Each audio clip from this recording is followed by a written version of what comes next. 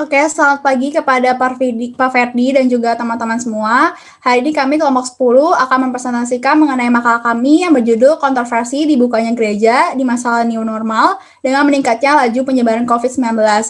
Ketuanya saya sendiri yaitu Iva Jessica, kemudian anggotanya terdapat Annette, Julieta, Rini, dan juga Ellen. Iya, jadi untuk pendahuluannya saya akan membicarakan tentang latar belakang masalah dari judul yang kelompok kami pilih. Jadi virus corona ini seperti yang kita ketahui sudah melanda dunia secara global di tahun 2020 ini, dan sekarang semua kegiatan dan aktivitas yang selama ini kita lakukan secara normal itu harus berubah mendadak 180 derajat.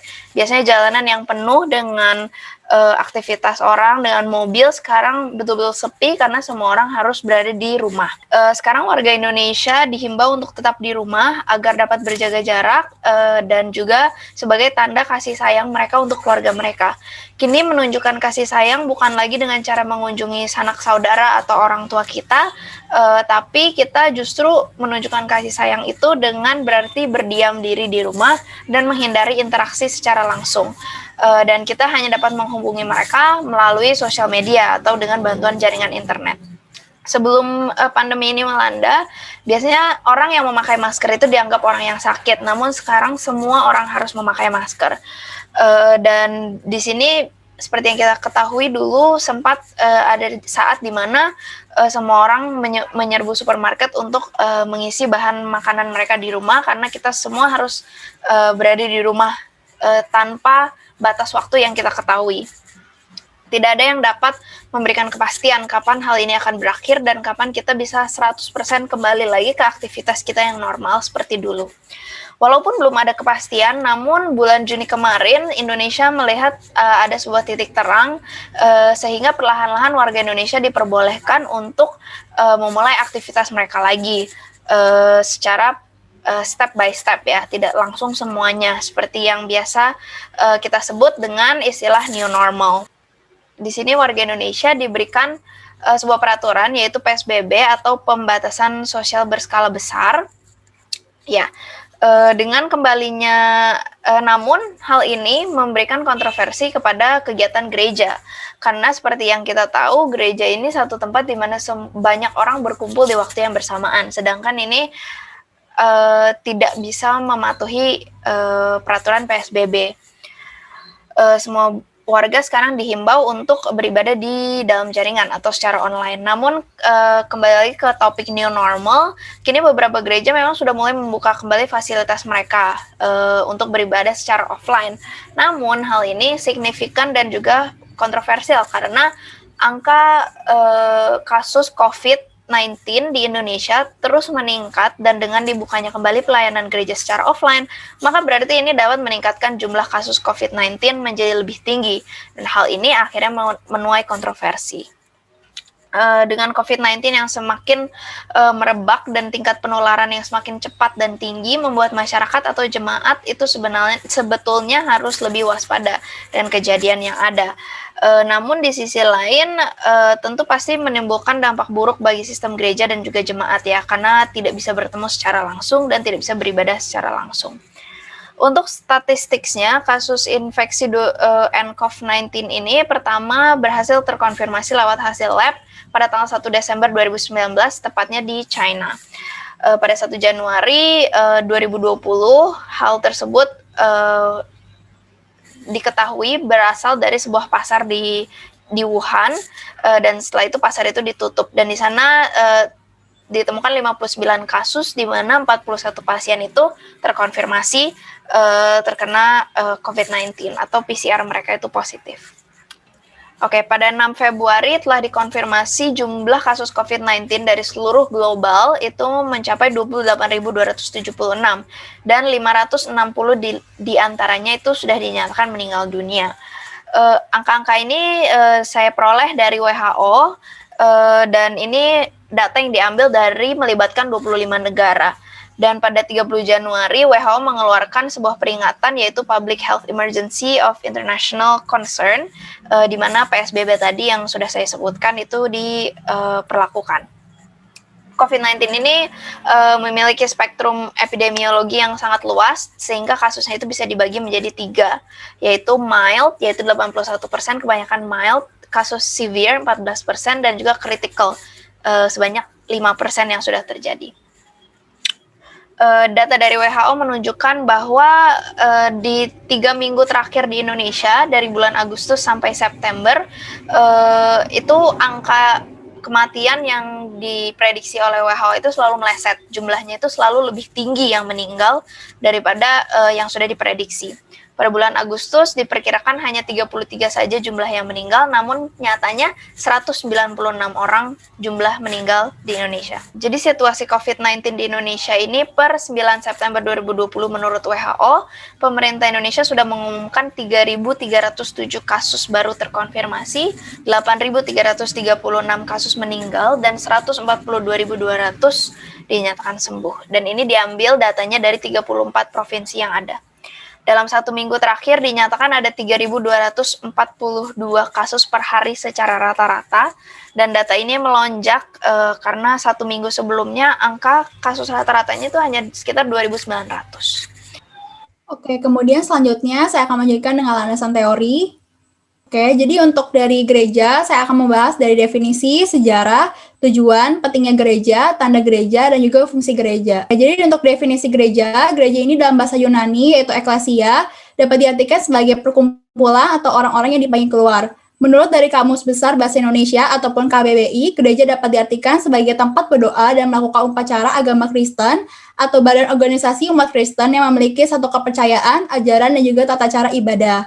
Kemudian untuk dari struktur gerejanya sendiri adalah organisasi di mana dalam gereja terdapat sekelompok orang yang memiliki wewenang dalam mengatur seperti pendeta, pengurus gereja, dan juga jemaat. Oke, untuk istilah lain dalam gereja ini, gereja secara universal yaitu di mana kesatuan di mana Kristus sebagai pusat umat percaya, yaitu dapat dilihat dari Efesus 1 ayat 23 dan Kolose 1 ayat 8. Kemudian gereja sebagai bait Roh Kudus atau bait Allah, yaitu Roh Kudus hadir di dalam gereja yang berbicara mengenai buah roh, karunia rohani, pekudusan gereja, dan juga kesatuan dalam tubuh Kristus. Kemudian gereja sebagai umat Allah, di mana inisiatif Allah sendiri dalam memilih umat manusia sebagai umatnya yang dapat dilihat dari 2 Korintus 6 ayat 16, dan juga gereja sebagai tubuh Kristus, yaitu gereja merupakan pusat kegiatan Kristus saat ini yang dapat dilihat dari Efesus 1 ayat 22-23 dan 1 Korintus 12 ayat 27. Oke, jadi untuk sejarah gereja ini, Pentakosta merupakan bencana Roh Kudus di mana adalah tanda dari gereja perdana. Gereja Tuhan merupakan persekutuan yang hidup dengan sumber pusat berasal dari Yesus Kristus dan disempurnakan oleh karya Roh Kudus. Peran Roh Kudus di sini sebagai penghibur, menyatakan kebenaran dan menuntut umat manusia ke jalan yang benar, memberitahu mengenai hal yang tersembunyi dalam Tuhan, dan memperlengkapi menjadi saksi Allah. Tujuan dari gereja adalah untuk memuliakan Allah, sebagai pertumbuhan hidup rohani orang Kristen secara pribadi, sebagai tempat berkumpul dan bersekutu pada orang percaya untuk dapat menjalankan ibadah, mengatakan kabar baik dan Injil akan keselamatan Yesus. Untuk dari tujuan gereja ini dapat dilihat dari ayat Kisah Para Rasul 2 ayat 42, Roma 12 ayat 10, Efesus 4 ayat 32, 1 Korintus 11 ayat 23-26, dan Matius 28 ayat 18-20. Oke, untuk fungsi gereja secara liturgi yaitu ikut serta dalam perayaan ibadah dalam Yesus Kristus di dalam gereja kepada Allah Bapa dengan mengamalkan 3 tugas pokok Kristus yaitu sebagai imam, guru, dan juga raja. Ibadah ini menjadi sumber dan juga pusat hidup beriman orang Kristen. Kemudian fungsi gereja sebagai pewartaan ataupun kerigma di mana membawa kabar gembira mengenai Allah yang telah menyelamatkan umat manusia dan menembus umat manusia dari dosa dengan mati di atas kayu salib. Selanjutnya, fungsi gereja dengan pelayanan ataupun diakonia, yaitu gereja ikut serta dalam memberikan pelayanan cinta kasih Kristus bagi orang lain melalui aksi peduli terhadap sesama, terutama bagi kaum miskin, terlantar, dan juga tersingkir. Kemudian, fungsi gereja sebagai persekutuan ataupun koinonia, di mana umat percaya ikut serta dalam persekutuan dan persaudaraan melalui pengantaran Kristus dalam kuasa Roh Kudus. Fungsi gereja sebagai kesaksian ataupun martiria, di mana gereja ikut serta menjadi saksi Kristus dengan hidup sesuai dengan teladan Yesus, seperti menjalin relasi yang baik dengan sesama yang beragama lain, mempunyai sikap toleransi, dan memberitakan kebaikan Tuhan dalam hidup. Tanda dari gereja ada 4. Yang pertama adalah kesatuan, di mana kesatuan Tritunggal yaitu Bapa, Putra, dan Roh Kudus merupakan dasar dari kesatuan gereja. Kemudian tanda gereja yang kedua yaitu kekudusan, di mana gereja berpusat dan mengikuti jejak Yesus Kristus yang kudus yang dapat dilihat dari Matius 5 ayat 48. Kemudian tanda gereja Katolik, yaitu ciri gereja secara Katolik yaitu utuh, lengkap, dan juga bersifat universal. Dan tanda gereja yang itu apostolik, yaitu gereja dibangun atas dasar para rasul, para nabi, dengan Kristus Yesus sebagai pusat yang dapat dilihat dari Efesus 2 ayat 20. Dari pentingnya gereja sebagai tempat untuk bersekutu atau mencari Tuhan, memuji dan memuliakan Tuhan, mendengarkan firman Tuhan, dan membantu umat percaya dalam mengaplikasikan kehidupan sesuai dengan firman Tuhan yang dapat dilihat dari 1 Timotius 4 ayat 12. Kemudian gereja membantu umat percaya dalam hidup terang sesuai dengan teladan Kristus, saling menguatkan umat percaya dalam berkelompok, menjadi berkat dan juga terang dan garam dunia. Oke, untuk virus corona, selanjutnya saya akan menjelaskan dari definisi, epidemiologi, etiologi dan patogenesis, faktor resiko, manifestasi klinis, diagnosis, cara penularan, dan juga komplikasi. Jadi virus corona ini sendiri pertama kali ditemukan di Wuhan, Cina pada Desember 2019.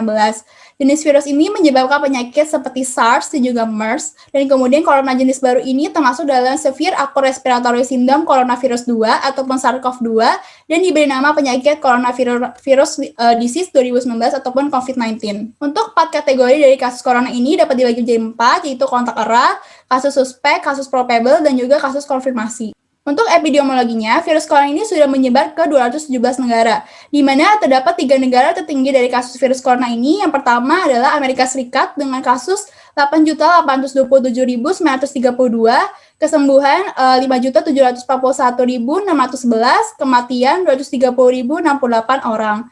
Kemudian peringkat kedua terdapat di India dengan kasus 7.864.811, kesembuhan 7.078.123, dan kematian 118.567.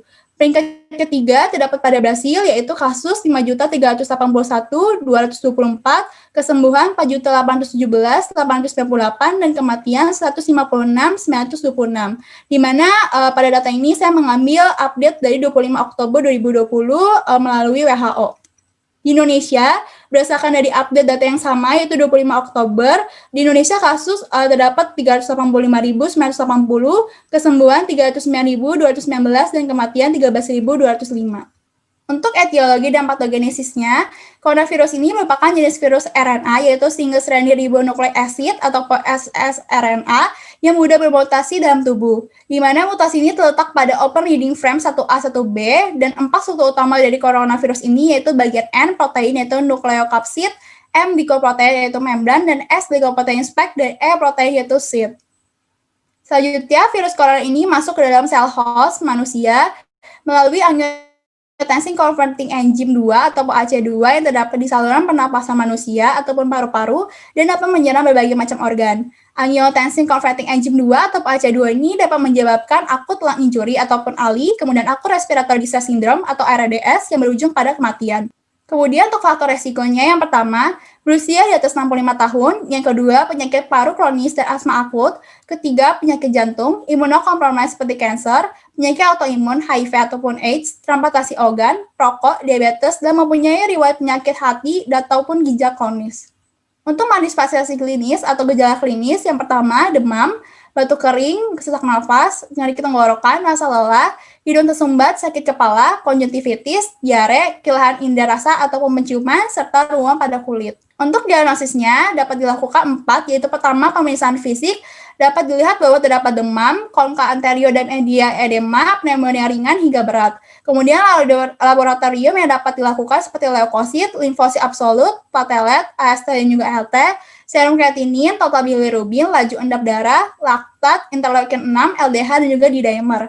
Untuk radiologi pada pasien ini dapat ditemukan bahwa di chest X-ray terdapat peripheral dan juga bilateral infiltral dan juga bilateral multilobus GGO di perifer dan juga inferior. Kemudian untuk tes serologi yang dapat dilakukan adalah RT-PCR, tes antibody, dan juga tes antigen. Untuk cara penularannya, seperti yang kita ketahui bahwa virus corona ini termasuk virus zoonosis, di mana dapat menularkan dari hewan dan dapat ditularkan dari manusia ke manusia atau human to human melalui droplet dan juga kontak langsung dengan pasien yang terkonfirmasi dengan terkena virus corona ini. Untuk komplikasinya seperti pneumonia ataupun infeksi paru-paru, Yang kedua, infeksi sekunder pada organ lain, gagal ginjal, akut cardiac injury, kemudian akut respiratory distress syndrome ataupun ARDS, dan juga kematian. Sekarang saya akan membahas mengenai new normal. Jadi new normal ini definisinya adalah peraturan yang dibuat oleh pemerintah dengan memperbolehkan masyarakat untuk melakukan aktivitas sehari-hari, terutama di luar rumah, seperti semula dengan mengikuti protokol kesehatan yang ada. Jadi tujuannya ini adalah untuk mengurangi dari jumlah kasus yang terjadi oleh akibat virus corona dan mengurangi kesenjangan dalam segala aspek kehidupan, terutama dalam bidang ekonomi. Untuk sistem protokol dan juga pencegahannya, yang pertama, pemerintah memberlakukan social distancing dan juga physical distancing. Yang kedua, menggunakan masker bila beraktivitas di luar rumah, rajin mencuci tangan dengan menggunakan sabun dan air mengalir, menggunakan hand sanitizer terutama sebelum makan dan setelah memegang fasilitas umum. Yang keempat, membawa peralatan makan dan makan dari rumah. Kelima, meningkatkan daya tahan tubuh melalui asupan makan sehat. Selanjutnya, menghindari menyentuh area wajah, khususnya mata, hidung, dan mulut yang menjadi jalan masuk penularan dari virus ini. Yang ketujuh, hindari makan atau aktivitas di tempat umum, dan juga pemerintah memberikan pelayanan utama dalam penanganan virus corona ini dengan memberikan pelayanan normal darurat yang dapat dihubungi. Kemudian menghimbau dari masyarakat untuk berobat segera jika terdapat tanda-tanda dari penyakit virus corona ini. Selanjutnya kita akan masuk mengenai pembahasan kajian masalah. Oke. Pada masa pandemi ini pastinya gereja akan menerima banyak anggapan dari jemaat. Seperti yang pertama, banyak beberapa jemaat yang menganggap bahwa gereja tidak menunjukkan iman yang kuat karena dianggap takut dalam menghadapi COVID-19. Yang kedua, jemaat juga beranggapan dengan gereja membuat ibadah secara online dianggap merusak esensi dari suatu ibadah. Kemudian yang ketiga, banyak juga jemaat yang beranggapan bahwa dengan mengikuti ibadah secara online, banyak dari mereka yang tidak dapat serius dan juga menganggap bahwa gereja tidak mampu untuk memonitor pertumbuhan iman dari jemaatnya.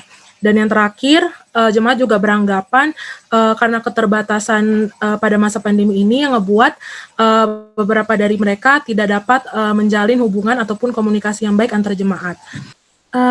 Dari hal-hal tersebut, perlu kita ketahui bahwa sebenarnya ibadah secara online di rumah bukanlah sepenuhnya membuat esensi di gereja itu esensi ibadah di gereja itu menjadi rusak. Karena seperti yang kita tahu, di Alkitab pun banyak beberapa kisah pelayanan Tuhan Yesus yang justru melakukan ibadahnya di tempat seperti rumah, dan itu menjadi hal yang biasa. Maka dari itu sebenarnya tidak ada yang berubah kalau misalnya kita lihat dari aspek sejarah di dalam Alkitab. Kemudian yang kedua, keputusan pihak dari pemerintah maupun pihak gereja yang menyuruh kita untuk beribadah secara online merupakan suatu bentuk kasih dan kepedulian kepada sesama, khususnya di tengah pandemi global ini. Dan dari hal tersebut, itu sebenarnya sudah menunjukkan esensi dari iman yang beribadah kepada Allah. Terus, maka dari itu, gereja sangat berperan besar dalam membangun pemahaman masyarakat yang selama ini mungkin salah, dengan cara memperbaiki kembali makna ibadah yang sejati secara teologis. Dan juga, gereja juga diharapkan untuk mampu membangun konsep ibadah secara kontekstual, inklusif, holistik, supaya menjawab realitas sosial di tengah pandemi ini. Oke, sampai saat ini karena sudah peraturan PSBB mulai dilonggarkan, maka rumah ibadah pun sudah mulai kembali diizinkan untuk beraktivitas kembali. Menurut surat edaran yang dibuat mengenai pelaksanaan kegiatan keagamaan di rumah ibadah masa pandemi Coronavirus Disease 2019 di Kota Tangerang, menjelaskan mengenai tata cara dan juga syarat upaya gereja dapat diizinkan untuk dibuka kembali, yang pastinya sesuai dengan protokol kesehatan. Tapi sayangnya terdapat pertimbangan yang harus dipikirkan secara matang oleh pihak gereja, mulai dari sisi positif dan juga negatifnya. Karena gereja harus memikirkan bukan hanya mengenai mengikuti ketentuan yang berlaku, tapi juga harus memastikan dan mementingkan keselamatan dan keamanan dari para jemaatnya. Untuk pertimbangan dari sisi positifnya, yang pastinya sudah diberikannya izin dari pemerintah, itu yang membuat gereja bisa kembali membuka ibadah seperti biasanya. Kemudian kegiatan beribadah memang dinilai lebih efektif dan lebih bisa memantau pertumbuhan iman dan keadaan dari jemaatnya. Dan pastinya fungsi gereja bisa berjalan secara lebih maksimal. Untuk pertimbangan dari sisi negatifnya sendiri, dikarenakan keadaan ini, maka bisa jadi laju pertambahan kasus COVID yang baru akan semakin meningkat dari hari ke hari, dan kegiatan beribadah normal pun dapat berujung ke munculnya klaster baru penyebaran COVID-19. Dikarenakan kita tahu saat beribadah, gereja menjadi tempat berkumpulnya orang banyak, dan juga situasi gereja yang mungkin kurang ventilasi dan juga kurangnya paparan sinar matahari, dan juga kita tahu bahwa penyebaran COVID-19 dapat melalui droplet dan juga kontak langsung dengan penderita. Saya akan membahas mengenai tinjauan etis teologis. Akibat pandemi, tempat-tempat keramaian seperti restoran, mal, tempat pembelajaran seperti sekolah dan juga kuliah, serta tempat ibadah seperti gereja sempat ditutup dan kegiatan dilakukan secara online dari rumah. Namun, semenjak diberlakukannya new normal, pemerintah mulai mengizinkan untuk dibukanya kembali tempat-tempat tersebut, termasuk mal dan juga tempat ibadah seperti gereja, namun dengan tetap menerapkan protokol kesehatan. Sehubungan dengan hal ini, banyak gereja yang merespons dan juga membuka kembali ibadah, dikarenakan pertimbangan-pertimbangan yaitu jika ibadah dilakukan dari rumah, gereja menjadi kesulitan untuk memonitor pertumbuhan iman jemaat dan juga hubungan antar jemaat. Selain itu juga adanya anggapan bahwa melemahnya iman dikarenakan ketakutan akan virus corona. Kemudian dikhawatirkan jika beribadah dari rumah, jemaat tidak bersungguh-sungguh dan juga tidak serius di dalam beribadah. Hal ini tentu menuai kontroversi mengingat saat ini kondisi masih belum aman dan juga laju penyebaran virus corona masih sangat tinggi. Dan juga gereja merupakan kegiatan di mana mengumpulkan satu orang dalam jumlah yang banyak di satu tempat yang tertutup. Organisasi Kesehatan Dunia atau WHO saat ini sudah menyatakan secara resmi bahwa virus corona dapat menyebar melalui udara. Virus corona yang dikeluarkan dari seseorang yang terinfeksi, baik yang bergejala maupun tidak bergejala, dapat bertahan beberapa jam di udara, dan tentunya ini dapat menyebar dan menginfeksi orang-orang di sekitarnya. Oleh karena itu, tempat-tempat yang memiliki faktor resiko penularan tinggi, yaitu tempat-tempat yang tertutup, yang ramai. Dalam hal ini termasuk gereja. Walaupun dilakukannya protokol kesehatan, hal ini tidak menutup kemungkinan bahwa tetap ada bahwa virus corona masih tetap dapat menyebar. Oleh karena itu, diharapkan gereja seharusnya memiliki sikap hikmat dan juga ikut prihatin terhadap keadaan saat ini, di mana angka kasus corona masih tinggi dan kemungkinan bahwa gereja dapat menjadi faktor resiko penularan virus corona. Serta seharusnya gereja peduli dan juga serta seharusnya gereja peduli terhadap tenaga medis, di mana seperti yang kita ketahui sudah banyak tenaga medis yang menjadi korban dari virus corona ini. Seharusnya gereja memiliki kasih dan juga kepedulian untuk tidak menambah beban mereka. Secara etik, sebetulnya keputusan membuka kembali gereja ini tidak melanggar kebijakan pemerintah, karena memang gereja diizinkan oleh pemerintah untuk dapat membuka kembali gereja, terutama gereja-gereja di daerah yang berzona hijau. Namun tentu tindakan ini tidak mengindahkan himbauan dan juga fakta dari WHO. Secara teologis, ibadah merupakan persembahan hidup kepada Allah. Hal ini dapat dilihat di Roma 12 ayat 1-2, di mana ibadah itu tidak hanya kita lakukan pada saat kita di gereja maupun pada saat kita melakukan kegiatan kerohanian saja, melainkan kita lakukan kapanpun dan juga dimanapun. Melaksanakan ibadah di rumah sama sekali tidak menghilangkan esensi dari gereja, karena yang dilihat dari suatu ibadah adalah sikap kesungguhan hati seseorang yang tertuju kepada Allah, dan yang tidak kalah penting adalah aplikasinya di dalam kehidupan sehari-hari. Momen ibadah di rumah ini seharusnya menjadi kesempatan bagi jemaat untuk mereafirmasi esensi dari ibadah yang sesungguhnya ini. Apakah selama ini dalam beribadah hanya menganggap ibadah ke gereja setiap hari Minggu hanya sebagai kegiatan rutin saja dan tidak benar-benar tertuju kepada Allah? Selain itu, menjadi kesempatan bagi warga jemaat untuk dapat memperbaiki hubungannya dengan Allah dengan lebih memperdalam membaca Alkitab dan sebagainya. Konsep beribadah dari rumah ini sebetulnya bukan hal yang baru, di mana pernah dilakukan pada masa gereja mula-mula. Dapat dilihat pada Kisah Para Rasul 2 ayat 41-47. Selain itu, walaupun beribadah dari rumah hanya melibatkan sedikit orang, yaitu anggota keluarga saja, tidak sebanyak di gereja, namun kita harus tahu bahwa Allah tetap hadir di dalam persekutuan itu. Dapat dilihat dalam Matius 18 ayat 20. Selanjutnya, untuk hubungan antar jemaat seharusnya tidak menjadi masalah di tengah situasi di mana saat ini sudah ada kemajuan teknologi. Seharusnya hubungan antar jemaat masih tetap dapat kita bangun melalui persekutuan online, melalui Zoom. Kemudian untuk sekolah minggu masih dapat dilakukan lomba-lomba dan juga kegiatan melalui video, kemudian pendalaman Alkitab melalui aplikasi-aplikasi. Selanjutnya, seharusnya pada saat pandemi ini, beribadah dari rumah menjadi kesempatan bagi warga jemaat untuk bekerja sama, untuk berbagi kasih dan juga lebih peduli kepada sesamanya dengan membantu orang-orang yang terdampak COVID-19. Sebagaimana tugas dan panggilan gereja bukan hanya untuk bertumbuh di dalam, melainkan juga harus memiliki dampak keluar, yaitu kepada masyarakat. Selanjutnya, beribadah di rumah bukan menunjukkan kelemahan iman karena takut virus, melainkan seperti yang sudah dijelaskan merupakan bentuk kasih dan juga kepedulian kepada jemaat, tenaga medis, dan juga masyarakat supaya tidak memakan lebih banyak korban jiwa. Kepedulian serta kasih ini sesungguhnya merupakan esensi dari iman dan juga ibadah yang sesungguhnya. Selanjutnya, beribadah dari rumah bukan berarti meniadakan gereja, melainkan untuk kepentingan manusia secara bersama yang urgent. Kemudian, oleh karena itu, penulis merasa bahwa dibukanya kembali gereja di masa new normal ini perlu dipertimbangkan kembali, dan menurut kami keputusan untuk tetap beribadah dari rumah saja merupakan keputusan yang paling tepat dan juga efektif.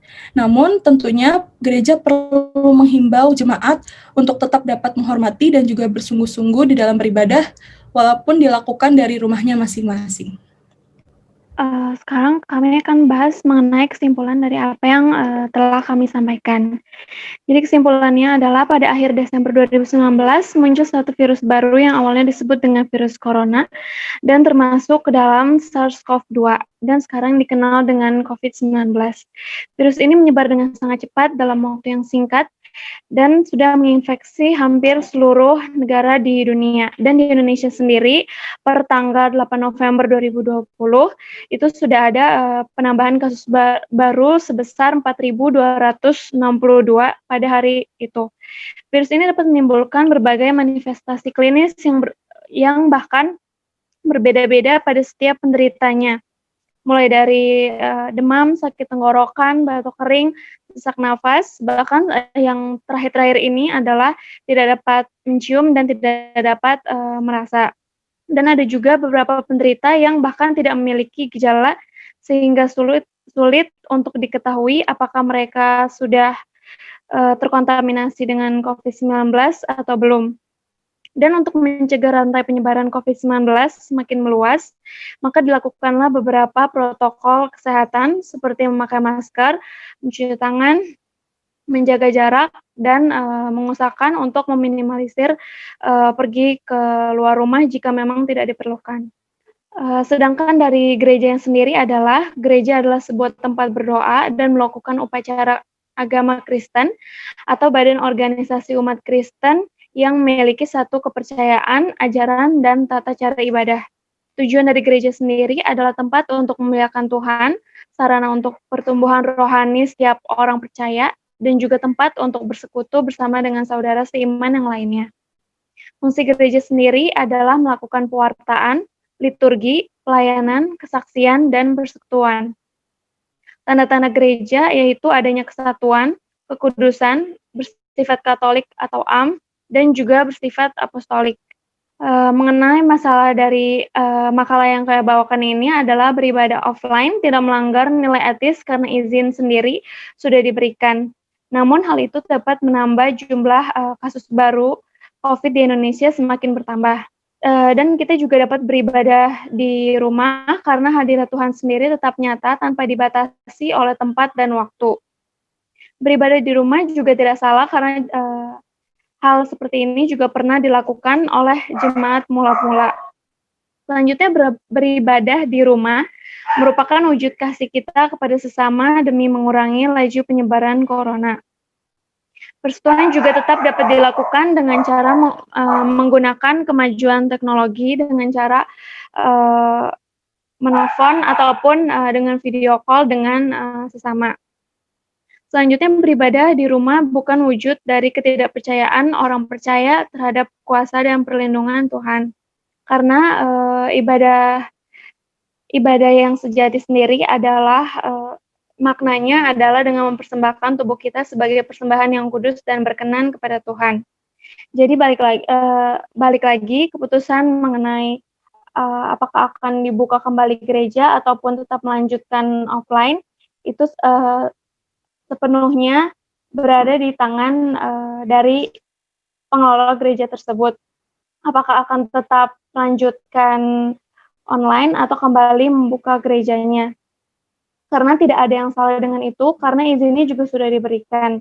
Namun kita juga sebagai jemaat, jika menilai itu masih tidak aman, maka kita juga boleh tetap beribadah di rumah sehingga dapat mengurangi laju penyebaran corona.